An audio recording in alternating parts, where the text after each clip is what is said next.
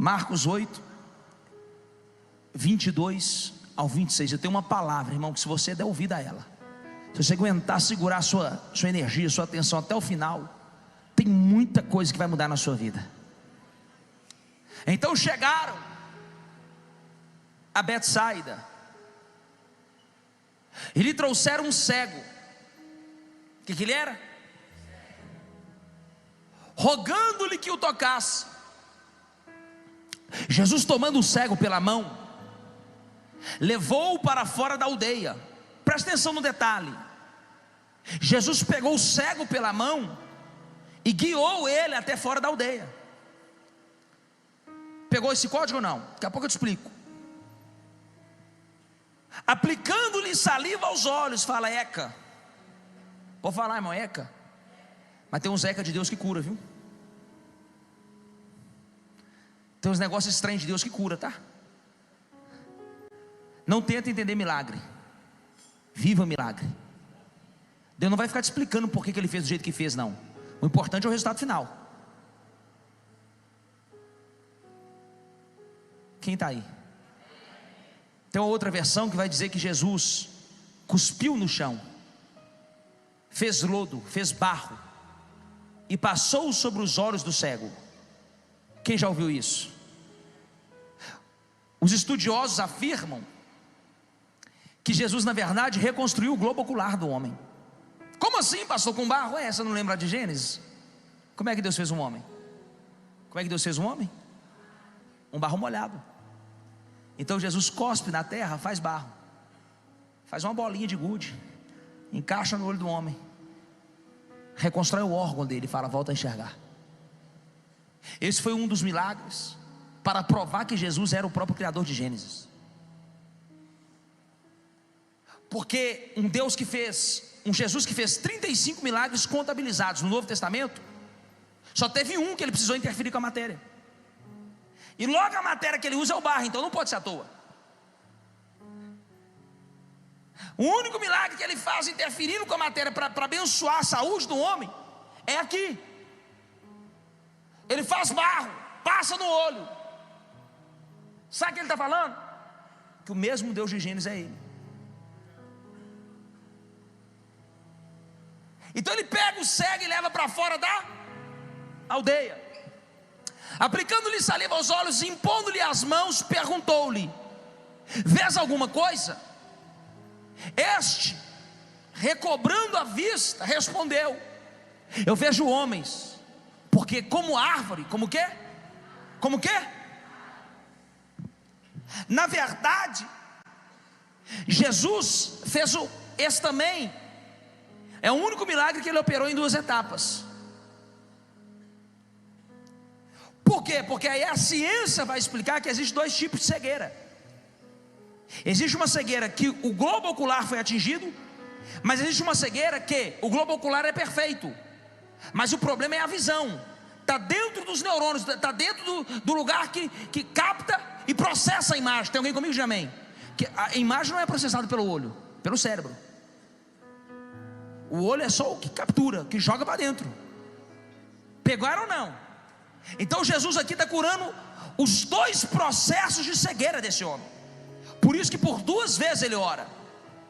Mas a primeira cegueira que foi curada foi a espiritual.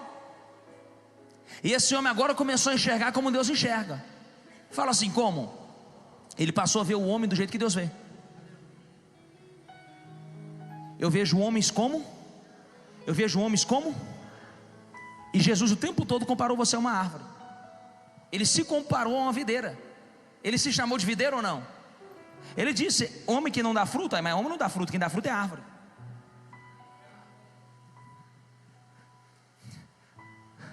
Homem que não dá fruto, que não produz, ele é cortado e lançado ao... Está te chamando de árvore. Daqui a pouco eu vou ler o Salmo 1 e eu vou te provar que Deus te enxerga como árvore.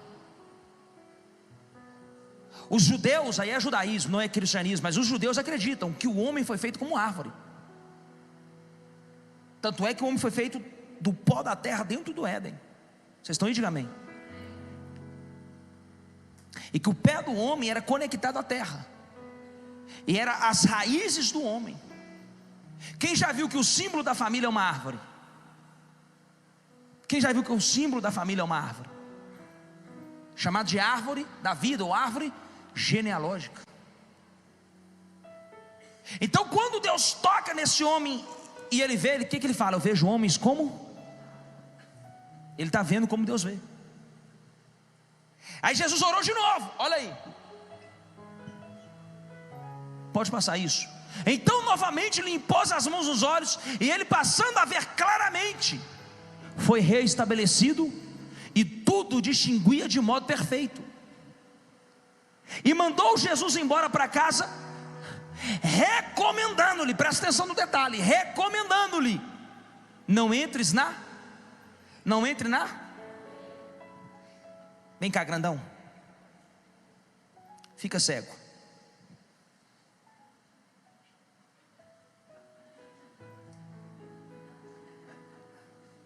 O grandão está cego, está dentro da aldeia de Betsaida. Por que Jesus já não orou e curou ele ali? Porque ali era exatamente o lugar que roubou a visão dele. Então Jesus, às vezes para te curar, só te tira de alguns lugares.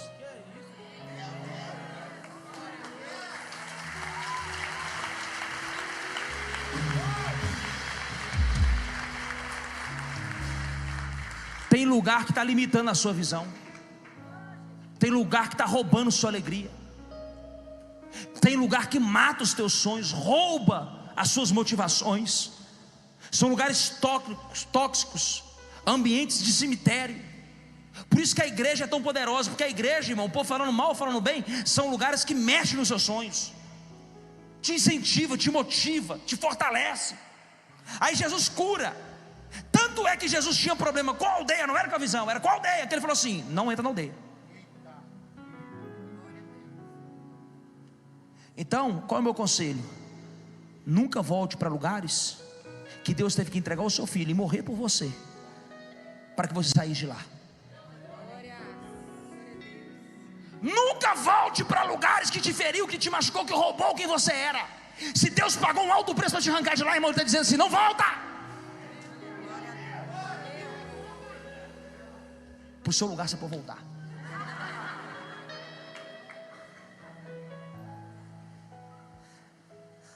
Não tem outro motivo, irmão. Jesus tira o cara da aldeia e depois fala que está curado. Não volte. Quem está pegando? Abre o Salmo capítulo de número 1. Na verdade o Salmo de verso número 1. Porque Salmos são canções. Salmo não tem versículo, tem verso. E cartas não tem versículo, não tem verso, tem versículo. Só um adendo. Ó, bem-aventurado. Bem-aventurado significa muito feliz, tá? É porque essa linguagem bem-aventurado fica muito espiritual. Porque se colocar muito feliz parece coach. Mas é tudo a mesma coisa. Porque o povo tem um problema com pregar felicidade, né? Parece que pregar felicidade é coach, é. E quem tem? E qual o problema? Melhor do que pregar cachaça para os outros, pinga. Eu queria entender o Brasil, irmão. Você ajuda as pessoas, fica falando mal de você. Melhor do que ensinar os outros a fumar maconha, igual eu vivi fazendo. Aplicando os outros na droga. Então para de perturbar, irmão. Se tem alguém ajudando, fazendo bem, deixa. Perturbação, rapaz. Tem gente que é perturbada. Não pode ver ninguém ajudando ninguém, não pode ver ninguém prosperando, que começa a ficar endemoniado. Porque isso agora, não sei o que, não sei o que. Esse queria tanto nome que põe a gente doido. A única coisa que você queria é ajudar alguém. O povo inventa tanto nome.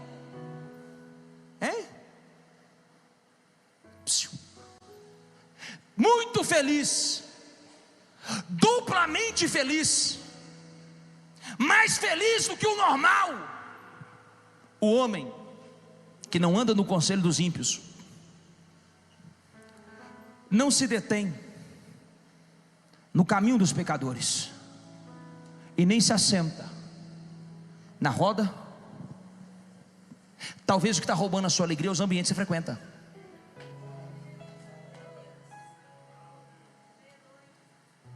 Você parece que tem uma dívida moral com esse povo e você não sai de lá por nada.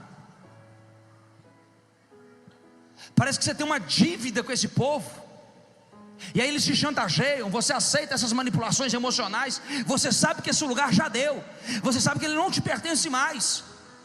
O que você não pode é desonrar pessoas, é falar mal, é denegrir, é difamar. Agora, se retirar, tem hora que é necessário.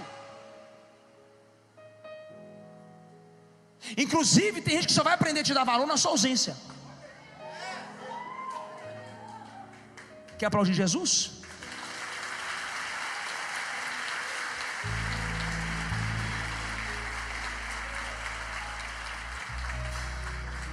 O problema é que você está disponível a toda hora, a todo momento, a todo segundo.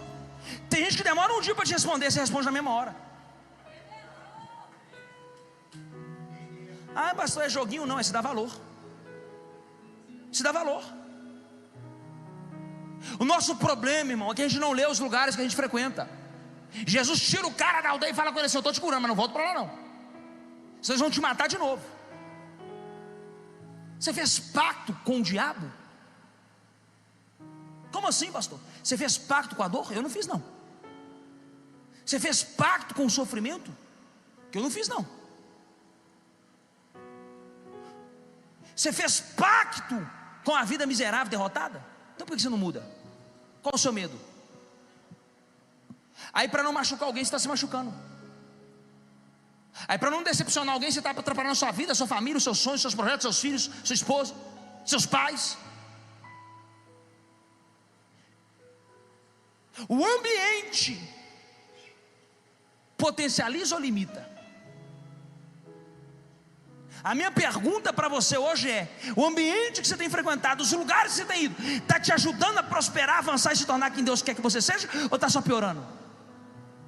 A primeira coisa que Deus me pediu quando eu converti, quando eu aceitei Jesus, eu era um viciado. A primeira coisa que Deus me pediu não foi para ir na igreja todo dia, não foi para ler a Bíblia toda. Estou te falando o que eu senti, eu ouvi. Já dei isso em vários testemunhos, até em podcast. Eu me lembro como se fosse hoje. Deus me proibiu de continuar passando na mesma rua que eu passava lá no bairro Gutierrez. Você mora no Gutierrez, vai me desculpar, mas Gutierrez é o bairro que tem mais maconheiro por metro quadrado. Gutierrez e o Prado, tá? Que eu nunca vi para ter maconheiro igual aquela quebrada ali. Agora presta atenção. Tinha uma rua lá que era uma esquininha onde a gente ficava fumando maconha todo santo dia. Maconha e rachixe, todo dia. Quisesse fumar um, era ir lá. Só que para pegar no ônibus eu tinha que passar lá. Para ir para a igreja eu tinha que passar lá. E às vezes eu passava, irmão, na época religioso, passava de terno, de Bíblia. E os irmãos: ô pastor, ô obreiro. E eu só fazia assim, ó: sai, demônio. Mas dentro de mim, irmão, eu ainda era fraco. Ficava desejo. Aí um dia Deus gritou na minha alma: você vai desviar 2 quarteirões para você pegar seu ônibus, mas você está proibido de passar naquela rua. Como naquela época não tinha zap, graças a Deus não tinha zap, porque senão era mais um demônio para enfrentar.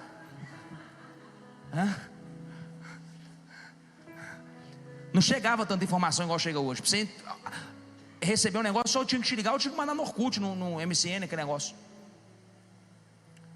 Então graças a Deus eu parei de passar naquele lugar. Eu fui perdendo o desejo de lá. Eu fui perdendo o contato com aquela turma. Sabe o que eles falavam para os outros? Que eu estava num surto. Eles falavam, chegou no meu ouvido, que eu tinha entrado num surto espiritual. Eles não acreditavam que eu ia virar crente não, irmão. Mas também não tinha jeito de acreditar não. Eu acho que tinha um bolão. Que dia que o pastor Pedro desvia? Que dia que é volta? Irmão, tem lugares que Deus vai te pedir, não frequenta lá mais não.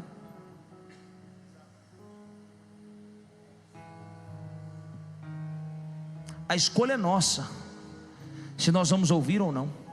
É tentador? É. Todos nós, quando estamos sendo libertos de algo, os desejos ainda são reais. O desejo ele é glorificado. Ele morre como uma semente e ressuscita. Porque o seu corpo, esse corpo que você habita, ele não converte. Se você brincar com ele te trai. Por quê, pastor? Porque a área do desejo humano, a área do seu cérebro, onde tem o desejo, ele não sabe separar o que é lícito e o que é ilícito. O seu cérebro, o seu sistema nervoso e as suas células não tem religião e não tem moral.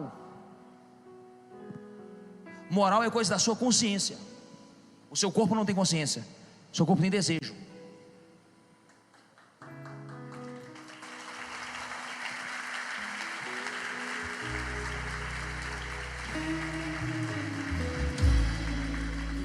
É por isso que tem muita gente aqui que converte muito rápido. Tem muita igreja que não consegue falar com essa linguagem. Por quê? Porque não entendeu a separação de corpo, alma e espírito.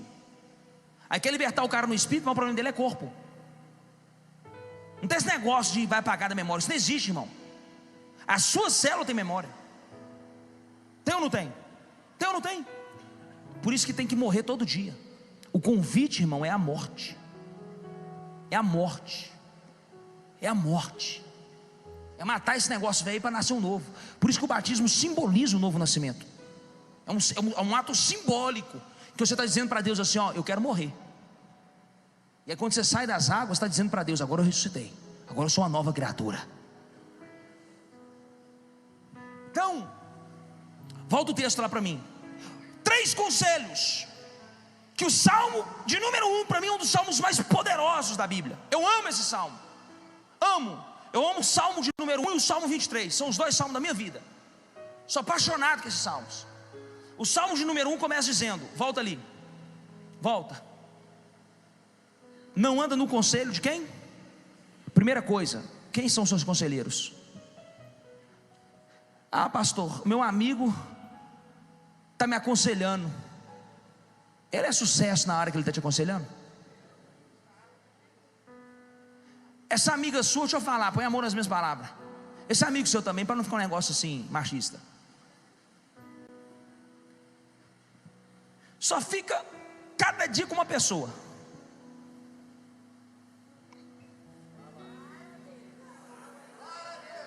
É que uma irmã começou a rir ali. Eu vi, irmã. Cada balada vai com uma cama, ou com uma. Quer te aconselhar no seu casamento. E você está dando ouvido. Irmão, quem me conhece sabe, meu coração é muito em paz sobre questão sexual. Se enxerga como é tanta coisa, né? Como hétero, como gay, como homossexual, como qualquer outra coisa. Eu sou muito resolvido com isso, irmão. Cada um se enxerga do jeito que quiser. Eu não tenho nada a ver com essa vida, não. O mesmo evangelho que eu prego para o adulto, para o maconheiro, para o cachaceiro, eu tenho que pregar para o homossexual. É o mesmo evangelho, irmão. Mas um dia eu estava na fazenda com um amigo meu, um amigo passando uma guerra, ele tinha acabado de casar. E aí ele começou a desabafar comigo, para que eu aconselhasse ele. Eu fiquei ouvindo. E tinha um entre nós que é homossexual, que não é casado, que nunca foi. E ainda que ele fosse casado, ele ia ser casado com um homem. Então, homem entende homem. Agora, homem entender mulher, você entendeu o que eu quis dizer? São espécies totalmente diferentes. Só que do nada ele virou um conselheiro. Ô, irmão, eu fiquei olhando aquele trem. Aí eu fui fazer, é assim que funciona? Entendi. Falei, irmão, de que você arrumar uma mulher, você vai ver se funciona isso aí. E eu fui falando, eu fiquei pensando, irmão, eu acho que está mais fácil arrumar um homem mesmo, porque se você arrumar uma mulher. Eu fiquei pensando, porque os conselhos estavam muito fáceis de resolver, irmão. Ele foi falando assim, na naturalidade, tudo que ele tinha que fazer. Não, menino. E foi falando. Eu falei, Irmão, quem que você está ouvindo? É gente que mudou de vida ou a gente está com a vida derrotada? A gente que tem moral, tem integridade, tem testemunho, tem fruto. E não precisa ser crente não, irmão. Não estou falando de religião não.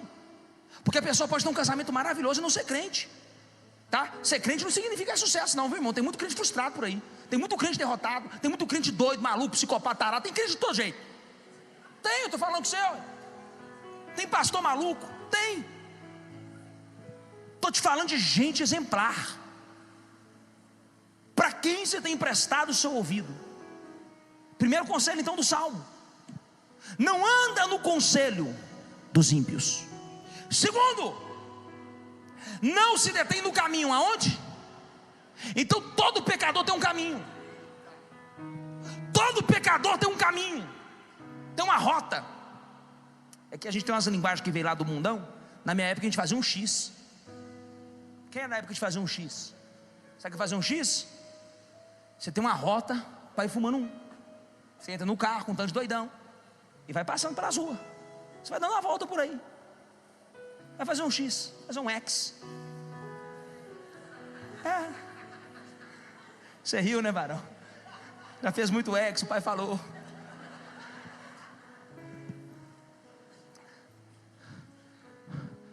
O pecador, ele tem um bar que ele vai toda semana. Tem uns lugarzinhos, inferninhos, que é sempre a rota. Afinal, você sabe, pode ir para lá que lá encontra. Pode ir para lá que lá vai trombar alguém. É o caminho. E Deus está dizendo assim: não se detém no caminho. No meio do caminho do sucesso, pessoas vão te abordar querendo a sua atenção. Cuidado. Um dos maiores problemas, depois eu fui ver meus vídeos, irmão, na internet, eu descobri que eu não conjugo o verbo e eu não falo no plural. Eu fiquei incomodado comigo. Falei, gente, eu falo as coisas igual mineiro. Não sei se eu devo mudar ou não, mas falei, gente, eu não conjugo nada no plural, tudo no singular.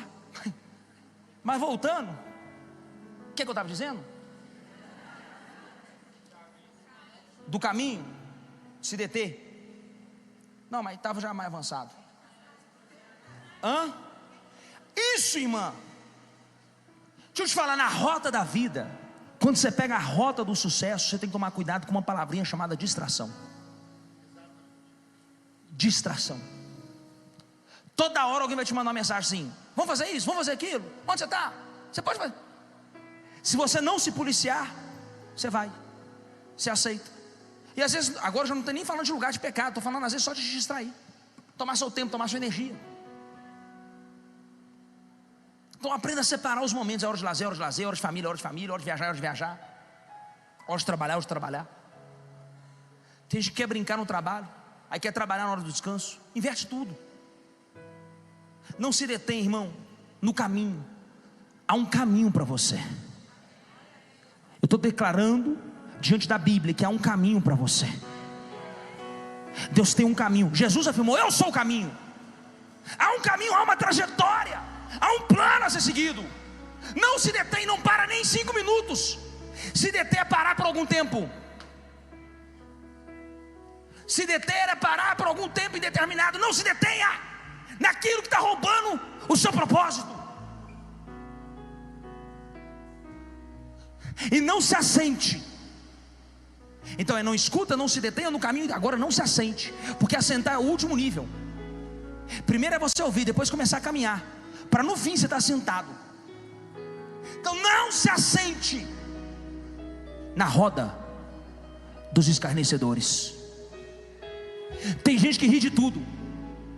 Tem gente que, se você falar assim: o pastor orou lá, amanhã demônio fala assim: psicologia. Ei, que dali é técnica. Aqui dali ele fez sugestão. Eu queria entender então que nível é esse de sugestão, que a gente ora e a pessoa para de fumar. Por que o psicólogo não faz então? Para de beber, para de cheirar, para de traficar, para de roubar, para de mentir. É só isso que eu queria entender.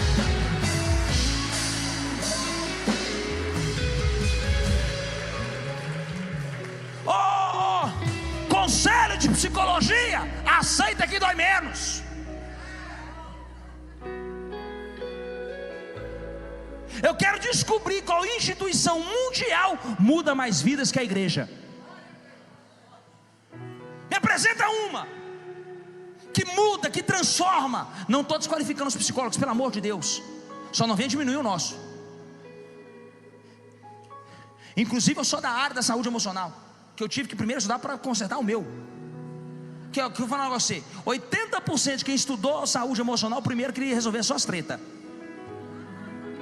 Por isso todo psicólogo é meio coisado, entendeu? Aí tem o segundo nível, que são os psiquiatras. Aí já ficou louco, que aí gosta da química, do remédio. Aí tem o quarto, terceiro nível. Aí meu filho surtou total. São psicanalistas. Porque primeiro é para nós, depois que você aprende, eu posso trabalhar, eu posso estudar, posso ajudar. É óbvio que isso não é a regra, gente. É uma brincadeira com muito fundo de verdade. Mas preste atenção. Aonde você tem se assentado? Qual roda? Eu não vou ficar falando coisa clichê. É comprovado por vários e vários testes sociais, que você é a média das 5 pessoas que você mais convive. Agora o problema, me pergunta assim, qual? Se você for o problema, aí é ninguém que vai querer conviver com você. Então serve para os dois lados, tá, irmão? Pastor, eu estou muito sozinho, ninguém me chama, ninguém me liga, ninguém me procura. Te prestar meus hábitos então para você responder os outros.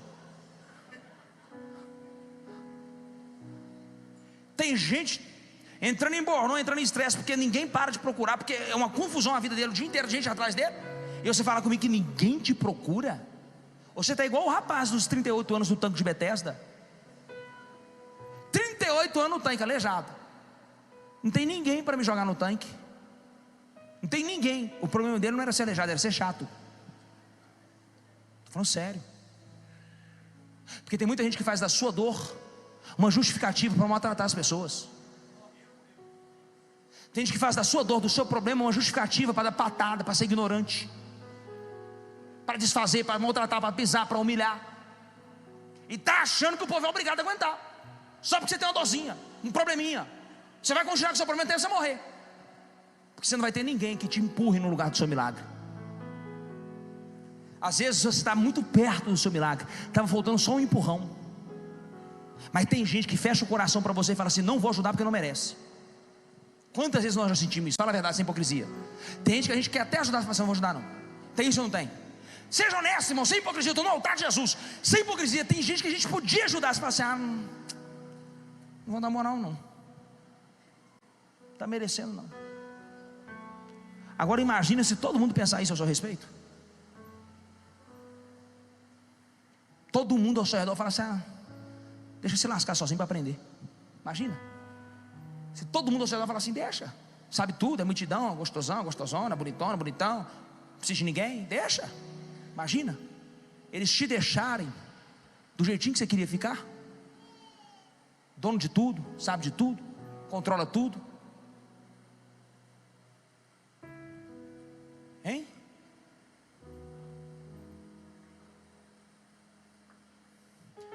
Vamos avançar e eu termino. Deixa eu avançar para terminar. Senão o demônio das 10 manifesta muito rápido.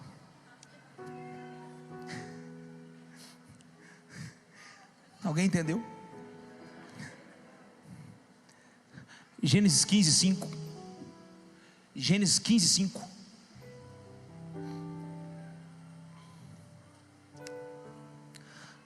Já que nós vamos ler o 5, volta no versículo 1. Depois desses acontecimentos veio a palavra do Senhor a Abrão numa visão e disse: não temas, Abrão, eu sou o teu escudo e teu galardão será sobre modo grande. Não temas. Por quê? Porque ele estava atemorizado. Deus só fala para você não temer quando você está tendo medo. Amém ou não amém? Continua. Respondeu Abraão: Senhor Deus, o que me haverás de dar se continuo sem filhos, e o herdeiro da minha casa é o Damasceno Eliezer? Disse mais Abrão: a mim não me concedeste descendência, e um servo nascido da minha casa será o meu herdeiro. E isto respondeu logo o Senhor, dizendo: não será esse o teu herdeiro, mas aquele que será gerado de ti é que será o teu herdeiro. Abraão estava morrendo de medo de não ser pai do filho de Sara, porque ele já era pai. Perdão, nesse momento nem pai ele era. Ele estava achando que um herdeiro da funcionária que ia herdar tudo dele. Olha para mim, vocês estão aí? Diga amém. Abraão está com medo. Só que toda pessoa com medo tem um lugar chamado para ela. Me pergunta qual? Tenda do desânimo. Abraão está vivendo dentro da tenda do desânimo.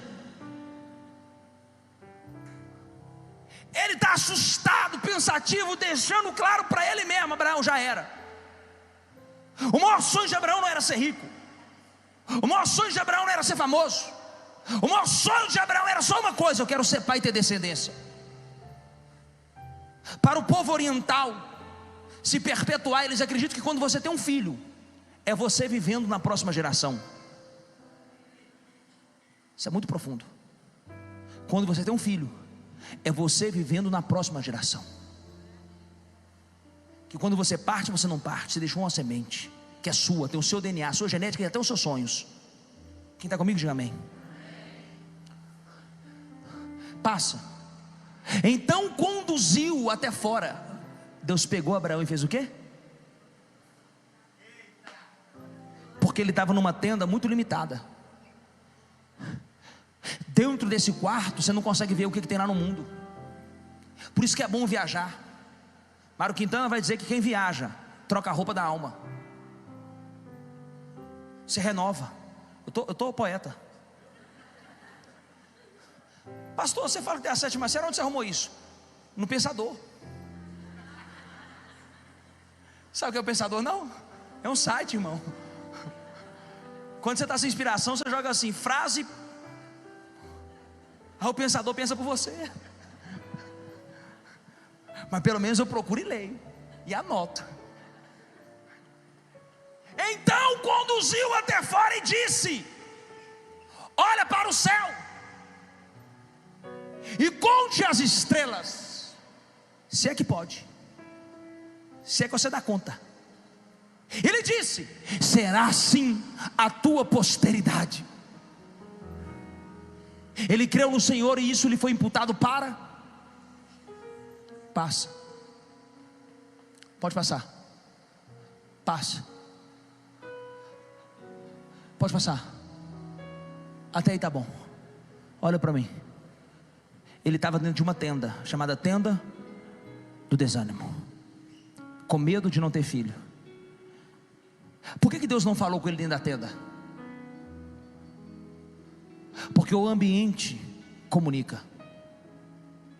Deus tira ele de um lugar limitado, pequeno, e mostra para ele as estrelas. Olha para o céu. Me pergunta por que para o céu? Porque é de lá que vem o seu milagre.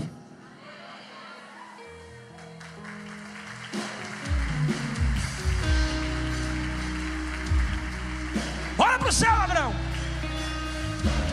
Deixa eu te contar um negócio. Você sabia que eu e você somos considerados filhos de Abraão?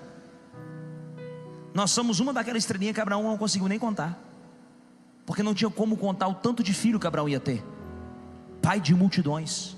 Se você não sabe, Abraão é o pai das 3 maiores religiões monoteístas do mundo. Abraão é o pai do judaísmo, Abraão é o pai do islamismo, e Abraão é o pai do cristianismo. Tanto é que Jesus nasceu pela promessa que Deus deu a Abraão.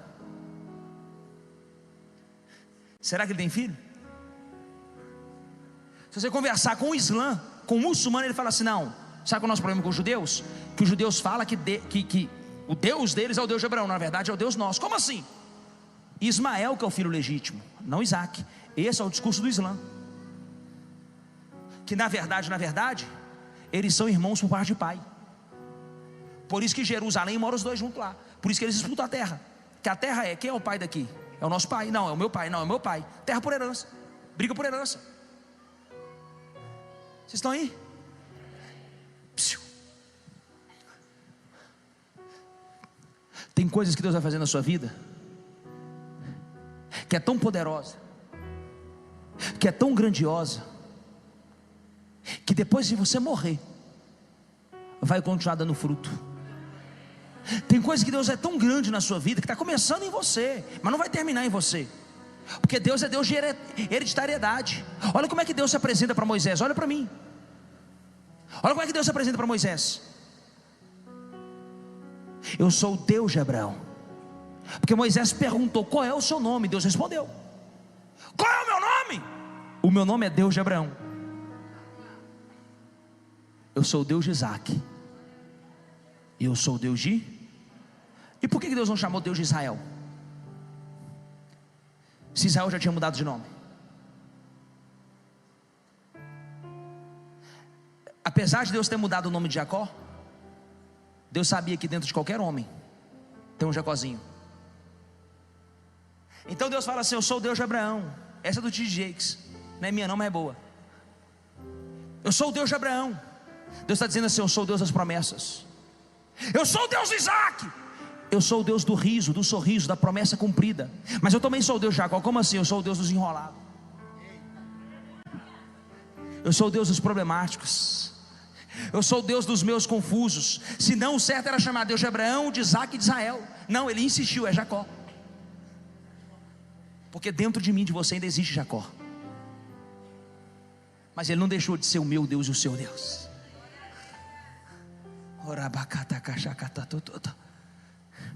Deixa eu terminar. Vai comigo rapidinho. Em Lucas capítulo 2. E eu termino aqui. Capítulo 41. Capítulo 2, versículo 41. Ora, anualmente iam seus pais a Jerusalém para a festa da Páscoa. Quando ele atingiu, pode passar. Passa. Pode passar. Permaneceu o menino Jesus em Jerusalém. Onde ele permaneceu? Sem que os seus pais o soubessem. Não perdido nos pais. Pensando, porém, estarei ali entre os companheiros de viagem. Foram um caminho de um dia. E então passaram a procurá-lo entre os parentes e os conhecidos. E não o tendo encontrado, voltaram a Jerusalém à sua procura. 3 dias depois. Então foi um dia indo, um dia voltando e um dia procurando. O acharam aonde? Acharam um menino de 12 anos aonde? Assentado, não na roda dos escarnecedores. Ao meio de quem? No meio de quem? Perguntando e respondendo. Ouvindo-os e interrogando-os. E todos os que ouviam, muitos se admiravam da sua inteligência e das suas respostas. Logo que seus pais o viram, ficaram maravilhados. E sua mãe lhe disse: filho, por que fizeste assim conosco? Teu pai e eu, aflitos, estamos à tua procura. E ele lhes respondeu: por que me procuráveis? Não sabeis que me cumpria? 12 anos ele já sabia o propósito dele. Se eu sei o meu propósito, pastor, por que ele decidiu com 12 anos ficar? Me pergunta por quê? Porque Jesus respeita as tradições. Pastor, não entendi. Com 12 anos, a criança em Israel passa por um ritual chamado Bar Mitzvah. Acreditam-se os judeus estudiosos messiânicos que com 12 anos, quando ele sobe a Jerusalém para essa festa da Páscoa, é que ele viveu o Bar Mitzvah. Então, ou seja, eu não sou mais criança, agora eu sou adulto. Então, já que eu sou adulto, eu posso tomar as minhas decisões. E a minha decisão a partir de agora, pai e mãe, não é seguir vocês mais, é ficar onde eu vou crescer, é ficar no meio dos doutores. Por que disso, pastor? Porque ele sabia que lá na frente ele ia ser interrogado pelos doutores da lei. Então ele ficou desde criança entendendo tudo que eles questionavam, para lá na frente ele ter as respostas. Não pense que Jesus agiu o tempo todo como Deus. Ele foi homem como nós. Ele teve que estudar, teve que passar por todos os processos como eu e você.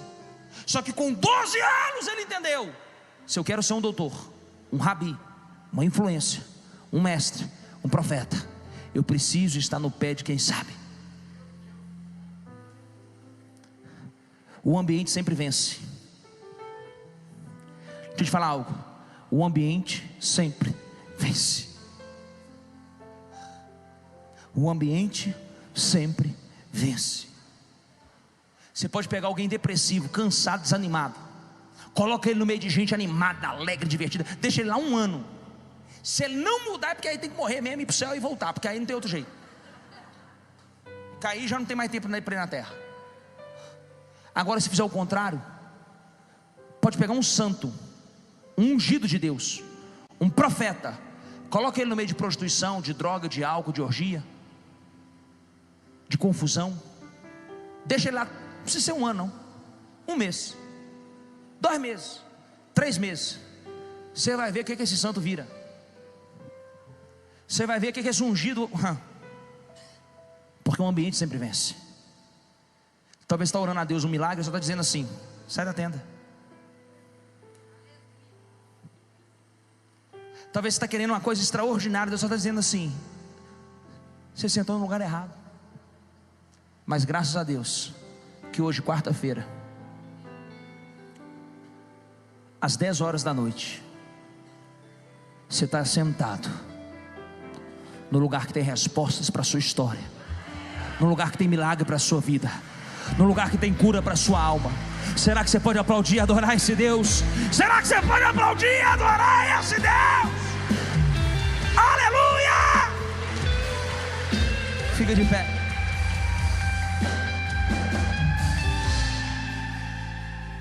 Pastor, qual é o pacto que eu tenho que fazer aqui hoje?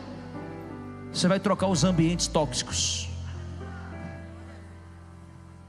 Eles vão tentar te convencer que você está soberbo, que você está arrogante, que você está metido, que você está inacessível, que você está diferente. Deixa. Você está fazendo isso para se proteger e proteger a promessa que Deus colocou sobre a sua vida.